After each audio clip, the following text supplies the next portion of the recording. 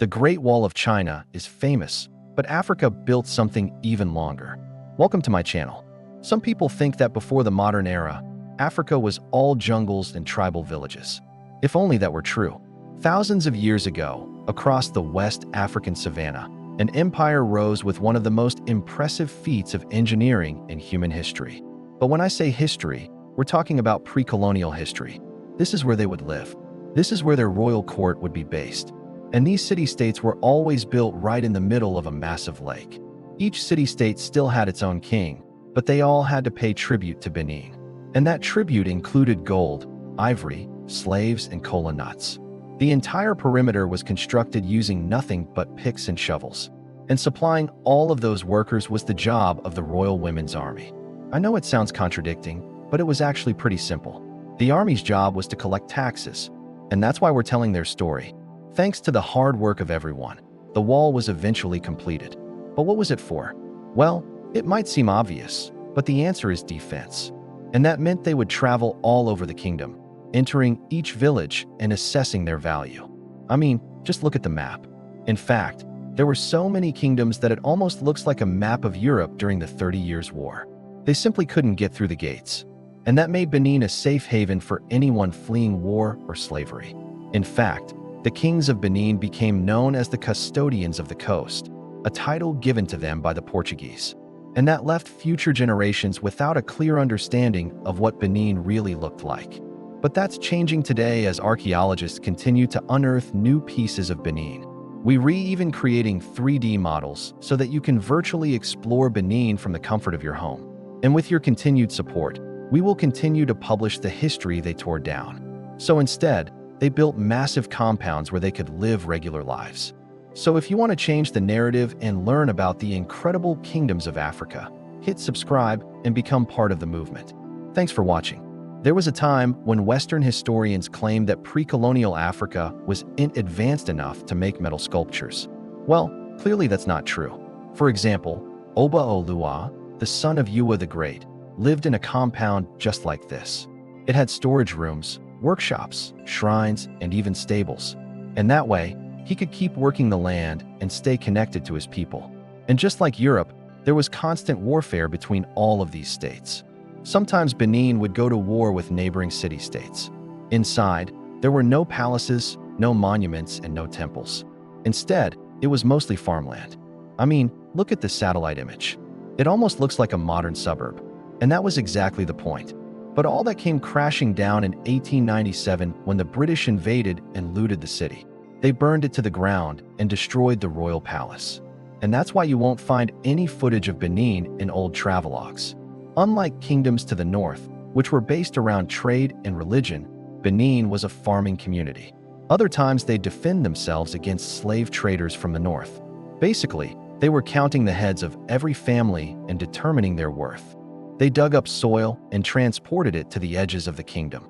And children were worth one chicken. Then they would collect the animals and drive them to the nearest granary. These women weren't soldiers. They were civil servants.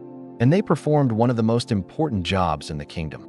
Without them, the wall wouldn't have been possible. In some places, they built massive earthen walls up to 10 meters high.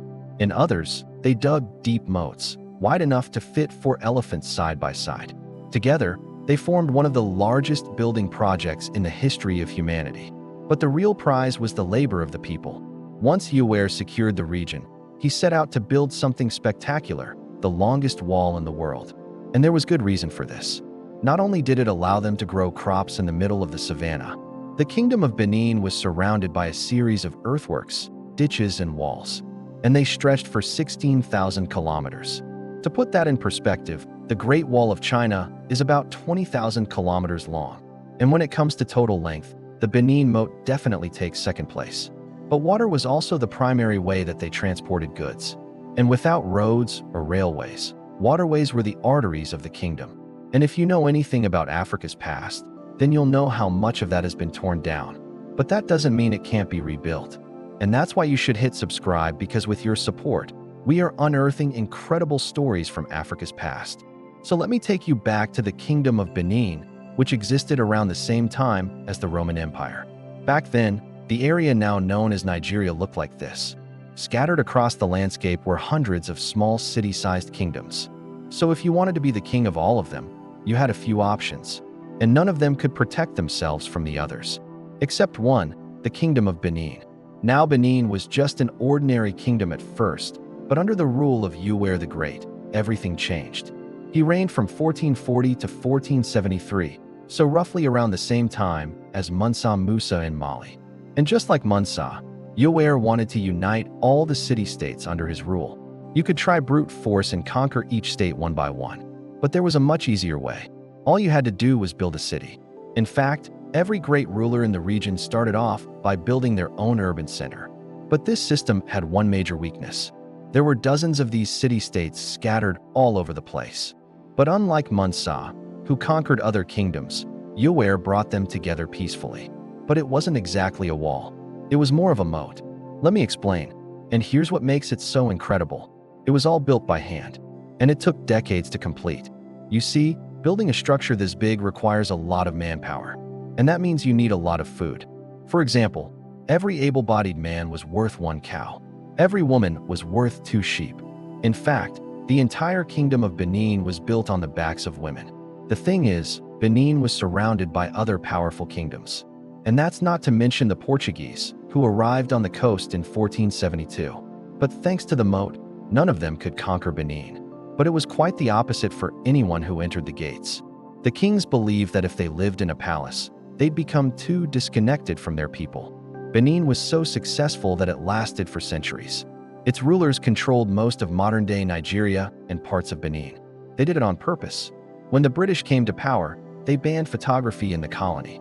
Last year, they found this bronze head, probably of one of the early obis. And just imagine how detailed these sculptures were. Thanks to your support, we are publishing these incredible artifacts online so that everyone can see them. Because let's face it, Africa didn't copy the world. It built it.